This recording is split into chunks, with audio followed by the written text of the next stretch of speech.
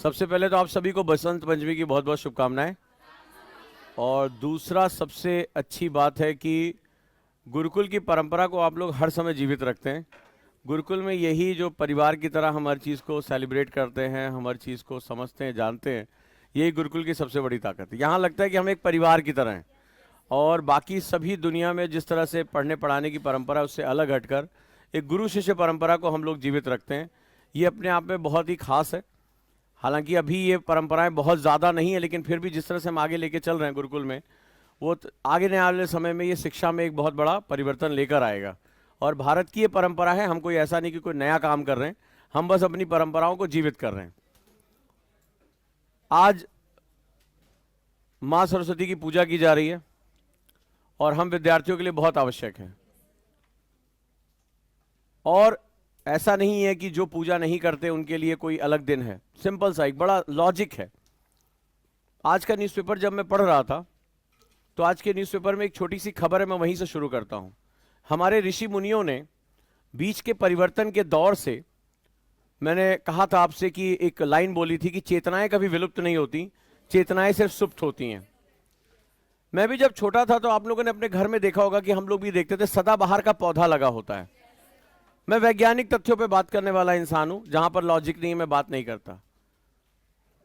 तो मैं भी सोचता था हर जगह, हर कमरे में, क्यारी में भी सदाबहार का पौधा, छोटे छोटे सफेद फूल निकलते थे। मैं सोचता था ये क्या है। और कभी आपने देखा होगा हर अपने आप उगाता है, गमले में उगाता है, क्यारी में उगाता है। सदाबहार का पौधा तो होता ही होता है, जिसने भी गमले लगाए हैं सदाबहार का पौधा होता है। आज के न्यूज़पेपर में एक जैसे ही मैंने पलटा, एक खबर आई है कि सदाबहार के पौधे से नैनो पार्टिकल्स बना दिए और भारतीय वैज्ञानिकों ने खोजा। मुझे अपनी ही लाइन याद आ गई कि चेतनाएं कभी विलुप्त नहीं होती, चेतनाएं सिर्फ सुप्त होती हैं। उन्होंने हमारे प्रतीकों में, हमारे ऋषि मुनियों ने, हमारे विद्वानों ने उन प्रतीकों में उस विज्ञान को संजो दिया था कि कोई बात नहीं है, आज गायब हो जा रहा है, आज चेतना सुप्त हो गई, कल कोई ना कोई भारतीय उठेगा और इसको जानेगा। और अचानक से समझ में आता है कि वर्षों से जिस सवाल का जवाब मैं ढूंढ रहा था, अचानक से आज मेरे सामने आ गया। वर्षों से सोचता था कि ये पौधा हर जगह कैसे उगाता है, क्यों हर कोई लगाता है। और आपको शायद पता नहीं है कि ये सिर्फ एक छोटी सी बात नहीं है। आने वाला विश्व जो सबसे बड़ी क्रांतिकारी टेक्नोलॉजी होगी वो नैनो पार्टिकल्स ही होगी।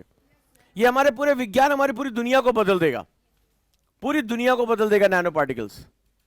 ये इतना बड़ा विज्ञान है और हम भारतीयों ने खोजा भी तो कहां से खोजा।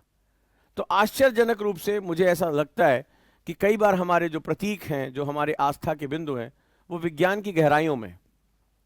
वसंत पंचमी, वसंत पंचमी, अगर हम बात करें मां सरस्वती की पूजा करते हैं, ये एक वो समय है जहां इस समय पूरी धरा आह्लादित हो जाती है। अगर हम भारत की बात करें, उष्णकटिबंध की बात करें, जलवायु में, तो पूरी पृथ्वी पर फूल खिल उठते हैं, गेंदे के फूल खिल उठते हैं, पौधों में जो है फूल खिल उठते हैं। इस समय धरती बहुत ही सुंदर श्रृंगार कर लेती है और जब धरती श्रृंगार करती है तो उल्लास पैदा होता है। इससे पहले शरद ऋतु थी। शरद यानी जो शिशिर, ठंड, पाला पड़ता है, एक विद्यार्थी के लिए उठकर सुबह पढ़ाई करना बड़ा मुश्किल होता है। इसके बाद ग्रीष्म आएगी, लू चलेगी भारत में। लेकिन ये जो समय है, ये जो समय है वो बड़ा ही शानदार समय है। आपने कभी सोचा कि बोर्ड की परीक्षाएं मार्च में क्यों होती हैं? हमेशा से होती आई हैं। जब हमारा भी बोर्ड का एग्जाम मार्च में ही था, फरवरी इंडिया मार्च में। और आप देखिए कि संसार की अच्छी परीक्षाएं होती हैं, जो जिसमें मास लोग आते हैं, वो आपने देखा फरवरी मार्च में ही होता है। कभी सोच के देखा कि क्यों? क्योंकि इस समय मौसम सम होता है। यह विषुव का समय, इक्विनॉक्स, ना अधिक गर्मी ना अधिक सर्दी। यह जीवन के पनपने का उत्सव है। लाइफ प्रॉस्परस होती है। धरा कब सुंदर लगती है? जब वो उसमें खूब रंग बिरंगे फूल खिलते हो। इस समय आप चले जाएं, मुगल गार्डन चले जाएं, जो अभी आपने देखा उसका नाम बदल दिया गया है राष्ट्रपति भवन में, शानदार फूल खिल जाते हैं। इस समय पूरी पृथ्वी श्रृंगार किए हुए लगती है। और यही वो समय है जहां शिशिर यानी कि जो हमारी अत्यधिक ठंड है उससे निकलकर और अत्यधिक गर्म के बीच में पढ़ने का सबसे उपयुक्त समय हमें यहां मिलता है। तो एक छोटा सा, इसके कई कारण हो सकते हैं, सबकी अपनी गाथाएं हो सकती, मैं अपनी सिर्फ बात कह रहा हूं। मैं जलवायु के आधार पर इसकी बात कर रहा हूं। मन प्रफुल्लित है, मौसम ऐसा है जहां बहुत अधिक ठंड नहीं, बहुत अधिक ठंड में हम निकल के पढ़ाई करिए कितना मुश्किल होता है, पैर गलने लगते हैं, रजाई के अंदर नींद आने लगती है। इसके बाद बहुत अधिक गर्मी का मौसम आएगा, चिपचिपा मौसम आएगा। भारत में मौसम बहुत अनुकूल नहीं होता है, यह मौसम सबसे अच्छा है। इसीलिए आपने देखा एग्जाम इसी महीने में रखे जाते हैं। और एग्जाम क्या होते हैं? आपके ज्ञान की परीक्षा, यही तो एग्जाम है। आपने क्या सीखा इसको आप एक परीक्षा के माध्यम से बताते हैं। आपने कितनी रुचि ली साल भर। तो ज्ञान की देवी के रूप में हमने किसको प्रतिष्ठापित किया? मां सरस्वती को। और जीवन में कहते हैं कि दो सिद्धांत होते हैं, अक्सर आपने मेरे मुंह से सुना होगा, उद्यमेन लक्ष्मी अभ्यासेन विद्या। यानी जो अभ्यास करता है, वन हु डू प्रैक्टिस विद्या, उसको विद्या मिलती है। विद्या, विद्य यानी रहना, ठहर जाना। जब ज्ञान तुम्हारे अंदर ठहर जाए, जब ज्ञान नॉलेज तुम्हारे अंदर ठहर जाए, यानी ज्ञान के प्रवाह को जब तुम खुद के अंदर ठहरा लो, तो वो आता है अभ्यास से। जैसे सुबह मेडिटेशन की क्लास होती है, आज भी आपने की होगी। आज फिर से हमने दिमाग की शक्तियों को जागृत किया। मैं ये जानता हूं कि अगर आज आपने प्रैक्टिस की होगी तो कल से ज्यादा आप आज अपनी श्वसन पे कंट्रोल कर पाए होंगे। आज लगा होगा कुछ और ज्यादा कंट्रोल बढ़ा है। धीरे धीरे अभ्यास करते करते एक दिन ऐसा आएगा कि आप शांत होकर बैठेंगे, बिना हाथों का प्रयोग किए। आप जिस नाक से सांस लेना चाहेंगे लेंगे, जिससे छोड़ना चाहेंगे आप छोड़ेंगे। आपको मैं प्रत्यक्ष दिखाऊंगा कि आपके दिमाग की पावर आपकी बॉडी को कंट्रोल करती है। फिर धीरे धीरे आप अपनी नींद, अपनी थकान, विल पावर सबको कंट्रोल करना शुरू कर देंगे। आपने दूसरे दिन आज स्वाद चखा उसका। मैं इतना जानता हूं 10% इंप्रूवमेंट जरूर हुई होगी। 4 सांस में 1 सांस तो सधी होगी, धीरे धीरे 2 होगी, 3 होगी, 4 होगी। धीरे धीरे आपको एहसास होगा कि आपके ब्रेन में कुछ ऐसे अंग हैं जो चीजों को कंट्रोल कर रहे हैं। आपको अचानक से अपने इमोशंस पे कंट्रोल होना शुरू, जब चाहेंगे शांत हो जाएंगे। गुस्सा करते करते गुस्सा रोक देंगे। आप गुस्सा हो रहे हो और अचानक से ड्रॉप कर देंगे उसे, सडनली स्विच कर जाएंगे। इमोशंस पे कंट्रोल, इमोशन के अंदर बहेंगे नहीं। जो एंजाइटी है, जो चिंताएं हैं, डिप्रेशन है, सडनली हो रही होंगी और आप उसको ड्रॉप कर देंगे, क्योंकि अब आप उनके कंट्रोल में नहीं होंगे, वो आपके कंट्रोल में आएंगे। और ये सब विद्या है, ये सब एक अभ्यास से आता है। लेकिन अगर कोई अभ्यास ना करे, जैसे आप में से कई लोग हैं सुबह नहीं उठते हैं, नहीं मेरे साथ योग में बैठते हैं, नहीं मेरे साथ मेडिटेशन में बैठते हैं, तो वो आज से 6 महीने बाद भी क्या होंगे? वो ऐसे परेशान रहेंगे। वो सोचेंगे ओजांग आईएएस एकेडमी में नहीं, फलाने में जगह जाएंगे, उनके डिप्रेशन का, उनकी एंजाइटी का, उनके मन भटकने का इलाज हो जाएगा। फिर वो वहां से निकलकर किसी बाबा के पास भी चले जाएंगे और वो यात्रा करते रहेंगे। क्योंकि विद्य होना, विद्या शब्द का मतलब समझो, विद्य मतलब यही, इसको अभ्यास करने के लिए रुक जाना, विद्यमान हो जाना। यहां है और वर्तमान कहां है? कह रहा यहां था नहीं, यहां होगा नहीं, कह रहा यहां है। यानी अभी इसी क्षण, इसी को ध्यानस्थ अवस्था कहते हैं। जब आप ध्यान की अवस्था में, यानी जो हो रहा है मैं उसका अनुभव कर रहा हूं, मैं उसका अभ्यास कर रहा हूं। तो अनुभव करने वाला दृष्टा होता है, ध्यान लगाने वाला, लेकिन जो अभ्यास करता है वो विद्यार्थी होता है। वही विद्या को अपने साथ धारण करता है।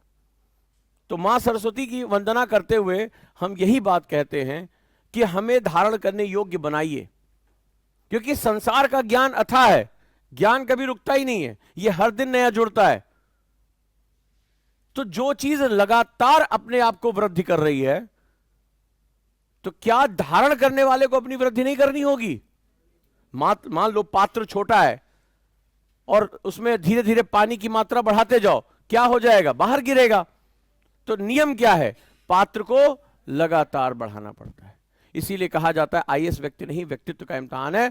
व्यक्तित्व गतिशील होता है, ये लगातार आपको बढ़ाना पड़ेगा। आज आप मान लीजिए हिंदी अच्छी जानते हैं, इंग्लिश अच्छी जानते हैं, अजीत डोवाल साहब 11 भाषाएं जानते हैं। वो मणिपुर के अलगाववादियों से भी बैठकर उनकी भाषा में बात कर लेते हैं। उनको उर्दू बहुत अच्छी आती है, वो पाकिस्तानियों से ऐसी खालिश उर्दू में बात करते हैं। 7 साल पाकिस्तान के लोगों को पता ही नहीं चला हमारे बीच में कोई भारतीय बैठा है। वो खालिस्तान समर्थक जो है, वो वहां पे जाके अंदर जाकर गुरबानी में बात कर रहे हैं, पता ही नहीं चला कि ये आदमी पंजाब का नहीं है, और लोगों को अपने साथ ऐसा जोड़ लिया, ऐसा जोड़ लिया कि क्या बताएं। माना जा रहा है कतर में भी उन्हीं का दिमाग है। तो वो व्यक्ति ऐसे हैं जो लगातार क्या कर रहे हैं, भारत की चुनौतियों से लड़ने के लिए अपने ज्ञान को बढ़ाते जा रहे हैं। यानी ज्ञान का वर्धन होता है। आज से 100 साल बाद जो होगा वो आज नहीं है। आज का 100 साल बाद की पीढ़ी आपसे हमसे बहुत कई गुना होशियार होगी, या हो सकता है आने वाले समय के रोबोट्स हमसे ज्यादा बहुत ज्यादा होशियार होंगे। तो हमें लगातार क्या करना पड़ता है, सीखते रहना पड़ता है। तो जीवन में दो चीजें हमारे लिए बहुत जरूरी है, एक अर्थ और एक विद्या। अर्थ यानी धन। धन आता है उद्यम करने से, उद्यम मतलब लगातार परिश्रम करने से, और विद्या आती है अभ्यास करने से। टीचर ने पढ़ाया, आपने कॉपी में लिख लिया, पर अभ्यास मतलब क्या होता है? कितने लोग अभ्यास से, रिपीट करने के साथ संलग्न होना। अभ्य शब्द तो सुनिए, गुरु द्रोणाचार्य के कई शिष्य थे, पांडव भी थे, कौरव भी थे, एक शिष्य अर्जुन भी था। तो गुरु ने दिन में शब्द भेदी बाण के बारे में बताया, सबको बताया। शाम हो गई गुरुकुल में, अरे थक गए आज बहुत, शाम को सोने चले गए।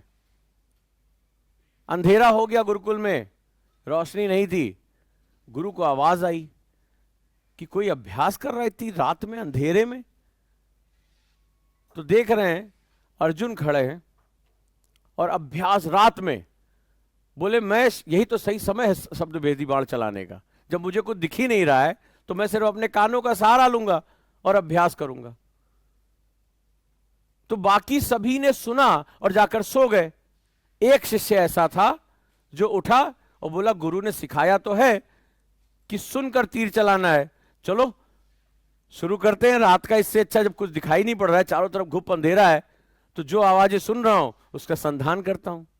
तब गुरु द्रोण समझ गए कि यही आने वाले समय में दुनिया का सबसे बड़ा धनुर्धर होगा। उसका कारण था अभ्यास। यानी गुरु की बताई गई चीजों को स्वयं के द्वारा संलग्न होकर, गुरु के द्वारा बताई गई चीजों को स्वयं के द्वारा संलग्न होकर किया जाने वाला प्रयास अभ्यास है। किया जाने वाला प्रयास अभ्यास है। मैंने कहा कि भारतीय समाज ऐसा है, इतिहास ऐसा है, भूगोल ऐसा है। सुना, कई लोगों ने सुना, लेकिन कुछ लोग ठहरेंगे कि मेरे गुरु ने बताया है, चलो इसको मैं दोबारा लिख कर देखूं। यानी आपके स्वयं के द्वारा किया जाने वाला वो प्रयास, जो गुरु ने रास्ता बताया है, उसके द्वारा किया जाने वाला प्रयास अभ्यास है।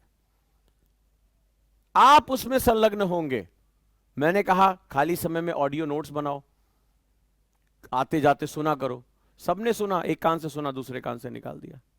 यह विद्या नहीं है, यह श्रुति है। हमारे यहां शिक्षा और विद्या का बीच के अंतर रहा है। यह शिक्षा है। आप शिक्षार्थी हैं, आप विद्यार्थी नहीं हैं। आप पहले अपना अंतर समझिए। अगर आप सुनते हैं और सुनकर आगे चले जाते हैं, आप शिक्षार्थी हैं। हमारे यहां बहुत ग्रामर में बहुत बारीकियां हैं। शिक्षार्थी यानी गुरु ने शिक्षा दी, आपने ग्रहण कर लिया, लेकिन आप शिक्षार्थी हैं, विद्यार्थी नहीं है। आप शिक्षा की आस में आए थे, यानी आप इंफॉर्मेशन लेकर जा रहे हैं। You are not knowledgeable, you are not विद्यार्थी। क्योंकि विद्यार्थी के लिए तुम्हें क्या करना पड़ेगा? विद्या रहकर अभ्यास इति, यानी अभ्यास करना पड़ेगा। तो गुरु के द्वारा बताए गए मार्ग पर जब संलग्न होकर प्रयास किया जाता है तो अभ्यास कहलाता है। तो क्या बताया? उद्यमेन लक्ष्मी अभ्यासेन विद्या, यानी जो अभ्यास करेगा विद्या उसकी होगी। और मां सरस्वती यही कहती, अभ्यास करिए। ठीक है? तो ये जो, नहीं तो आप शिक्षार्थी खुद को कहना शुरू करिए कि गुरु के मुख से बात निकली, आपने सुन लिया, श्रुति के रूप में रख लिया, यह शिक्षा है। विद्या यानी आप जागरूक हो गए, आपने सुन लिया भारतीय समाज ऐसा होता है, ये होता है, परंतु आप किसी को नहीं बता पाएंगे क्योंकि वो ज्ञान आया और चला गया। जब हम कहते हैं ना, एक कान से सुन के दूसरे कान से निकाल दिया, यह शिक्षार्थी करता है। आपने सुना और निकल गया, वो सुना और धारण कर लिया, विद्यमान हो गया, तो विद्यार्थी हो। तो अब से इस रूप में आपको अभ्यास करना है, और जीवन में हर चीज सीखने का एक ही तरीका, अभ्यास। करत करत अभ्यास से जड़मति होत सुजान, रसरी आवत जात से सिल पर पड़त निशान। प्राचीन समय में कह दिया कि संसार में टैलेंट, जीनियस, ये सब बेकार की बातें हैं। The hard work beat the genius. अगर आपके अंदर अभ्यास करने की ताकत है तो कोई होगा टैलेंटेड, कोई होगा आईक्यू लेवल उसका आइंस्टीन से भी ऊपर, रहने दो। पर कितनी खूबसूरत बात कही गई है कि करत करत अभ्यास से जड़मति हो तो सुजान। जड़मत मतलब जिसकी बुद्धि एकदम, जो कहता है, जैसे एक बच्चे ने कल कहा कि हमसे कुछ याद नहीं होता, हमारा पढ़ने मन नहीं लगता। पहली बात तो ये सब बातें ही करना बंद करो अपने आप से। लगता क्या नहीं मन लगता, कहां मन लगता है? कल बताया गया ना शाम को योग की क्लास में, मन यहां नहीं लगेगा तो कहां लगेगा? कहीं ना कहीं तो लगेगा। मैंने कई बार क्लास में कहा था, अगर तुमने ध्यान से सुना होगा तो हमारी उनकी बातों में बहुत सिमिलरिटी थी, कि निर्वात कुछ नहीं होता, वैक्यूम कुछ नहीं है, अगर यहां नहीं है तो कहीं और होगा। इस संसार में निर्वात कुछ है ही नहीं है। तो तुम ये ढूंढो, तुम कह रहे हो सर पढ़ने में मन नहीं लग रहा है, प्रश्न का उत्तर दो, कहां लग रहा है? कहीं तो लग रहा है, बस वहां से उठा लाओ उसको। तो बड़े ध्यान से आपको करना है। जड़मति हो तो सुजान, और रसरी आवत जात से, एक थोड़ा सा तृण घास से बनी रस्सी बार बार जब आती जाती है तो पत्थर को घिस डालती है। नदी का पानी कितना निर्मल होता है, चट्टानों को काट के गोल बना देता है और निरंतर बहता रहता है। निरंतरता, परसिस्टेंस, जो 3P मॉडल बताया था, वही तुम्हारा जीवन है। प्रैक्टिस, पेशेंस, परसिस्टेंस, लगातार काम करते रहना। ये 3 मंत्र है तुम्हारे जीवन के, तब जाके ठहरोगे। कहा लिखो, सबको बोला लिखो, लेकिन नहीं लिखोगे। सुनने से नहीं लिखा जाएगा, लिखने से लिखा जाएगा। जो हाथ का काम उसको करने दो ना। तुम तो कान और मुंह से सारा काम चला रहे हो, जो हाथ का काम है हाथ को करने दो, ठीक है? तो मैं उम्मीद करूंगा कि आज जो मां सरस्वती की वंदना है वो इसी रूप में किया जाए। मां सरस्वती को जब पुष्प अर्पण करते हैं तो ये प्रकृति ने पैदा किए हैं। आप क्या अर्पण करेंगे? आप समर्पण अर्पण करेंगे। समर्पण, पुष्प अर्पण किए जाते हैं, समस्त रूपों को आपने अर्पित कर दिया, समर्पण कर दिया, और कहा कि असली पूजा तब है जब मैं कर्म योगी बन जाऊंगा। तुम्हारे हाथ में सिर्फ कर्म है, कर्म योगी बन जाओ। तो अगर विद्यार्थी बनना है तो विद्यार्थी के गुणों को भी धारण करना पड़ेगा। बिना गुण के धारणता नहीं होती। और विद्यार्थी का गुण क्या बताया गया है? काक चेष्टा वको ध्यानम स्वान निद्रा तथैव च अल्पाहारी ग्रह त्यागी विद्यार्थी पंचलक्षणम। काक चेष्टा, कौए की तरह। कहानी सुनाई गई थी ना, वो अपना बार बार कंकड़ डालता रहता है, पानी ऊपर आता रहता है और एक दिन अपनी प्यास बुझाकर चला जाता है। कहानी बचपन से सुनी थी। काक चेष्टा, आंसर लिखा, अच्छा नहीं लिखा, सर नहीं अच्छा लिखा जा रहा। अरे लिखो तो, क्वेश्चन 4 दिन लगाया नहीं, सर क्वेश्चन गलत हो रहे, अरे बार बार कोशिश करो। काक चेष्टा वको ध्यानम, कि बगुला इतने ध्यान से मछली को देखता है, मछली को एहसास ही नहीं होता पानी में खड़ा है, एकदम सांस रोक के पूरे फोकस के साथ, नहीं तो जरा सा भी वाइब्रेशन हो मछली भाग जाएगी। वको ध्यानम, इतना ध्यान होकर अपने लक्ष्य पर एकाग्र कर दो कि कुछ तुम्हें संसार में दिखाई ना पड़े। स्वान निद्रा, आपने देखो जरा सी आवाज होती है नींद को, ऐसा नहीं कि तान के सोए 11 बजे 4 आदमी उठा रहे, अरे उठो सुबह योग का समय हो रहा है, ढोल नगाड़े बज रहे हैं, तब आप 4 आदमी उठा रहे हैं, तब आप उठ रहे हैं। स्वान निद्रा, एक विद्यार्थी की नींद बहुत कच्ची होनी चाहिए, जितनी जरूरत है पूरा हुआ, काम में लग जाओ। तथा अल्पाहारी, सिर्फ 50% भोजन करना है आपके पेट। मैंने बताया था 25% वाटर के लिए और 25% एयर के लिए होना चाहिए, ताकि जठराग नहीं पैदा हो सके। विज्ञान है। अन्न कोश आधा भरा होना चाहिए। खा ले तो यहां तक, उसके बाद डकारें चारों तरफ आती घूमती हैं। अब खा लिया बाबू, अब तो नींद आएगी। अब फिर उसके बाद अलसाया रहता है मन, बड़ी मुश्किल से पकड़ा हुआ बिठा रखा है, और उसमें भी कॉपी को देखते हो ऐसे, अच्छा लगेगा, अरे आज ज्यादा खा लिया, कल से नहीं पूरी उड़ी खाएंगे। अल्पाहारी ग्रह त्यागी, पता चला आ गए गुरुकुल में, और उसके बाद हर दूसरे दिन घर की याद आती है। देखो छुट्टी लेके भगे रहते हैं लोग। ग्रह त्यागी। अब ग्रह त्यागी मतलब शरीर और मन दोनों से। पता चला घर में कुछ हो गया, लगे रोने। आप परेशान क्यों हैं? घर में कुछ परेशान है। अरे मन को लेकर आओ। ग्रह त्यागी। ये 5 लक्षण हमारे सबसे जरूरी है। यानी मोह माया से छोड़ दो। तुम्हारा जीवन सिर्फ इसी अध्याय के लिए है। तो ये अगर समर्पण कर सकते हो, अर्पण मत करो। हमने जो किया वो अर्पण किया। हमने फूल, हमने मिठाई, ये हमने सब अर्पण किया है। समर्पण करो। मां सरस्वती कहती हैं वसंत पंचमी के दिन, आज मातृ वंदन के दिन समर्पण करो। क्योंकि फूल तो बगिया से चुन रहा है, यहां रख दिया, रोली टीका सब कर दिया, आरती चढ़ा दी, हमारा क्या गया। मां सरस्वती कहती है अभ्यास करना तो समर्पण करो, खुद को अर्पण कर दो, तब घबरा के मन भाग जाता है। हम कैसे करें? 14 तारीख है।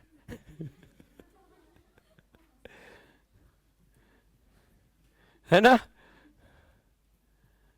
तो समर्पण करोगे, सब चीजें आसान हो जाएंगी। चलिए आज के लिए इतना ही। और एक नई कक्षा शुरू हो रही है, न्यूज़पेपर विद मैपिंग। जल्दी से क्विकली करते हैं, उसके बाद आप मुझे झेलें। Thank you. हाय, क्या आप भी आईएएस की तैयारी करना चाहते हैं? क्या आप पीसीएस की तैयारी करना चाहते हैं? बहुत दिनों से आप स्ट्रगल कर रहे हैं, लेकिन इसके बावजूद भी आपको सफलता नहीं मिली। भागदौड़ करने के बावजूद भी आपको कोई सॉल्यूशन नहीं मिल रहा। सिर्फ आपका टेंशन बढ़ रहा है, आपका पेशेंस जवाब दे रहा है। इसी टेंशन को दूर करने और आपकी हर एक समस्या का समाधान लेकर आए हम, यानी Ojaank Gurukul campus.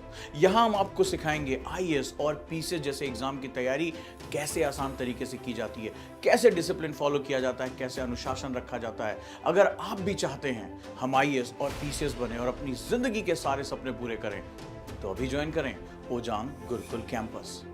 Because when we support the word selfless, the whole universe will support you endlessly.